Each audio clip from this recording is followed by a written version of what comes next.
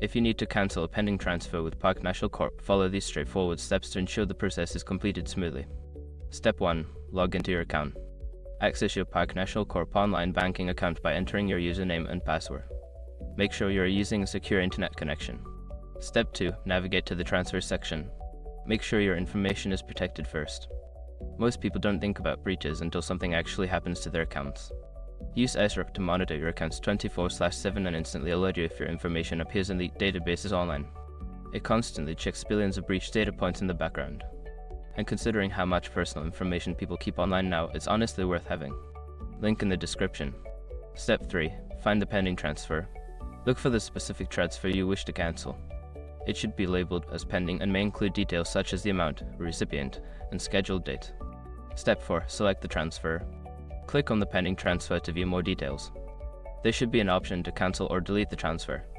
Click on this option to proceed. Step 5. Confirm the cancellation.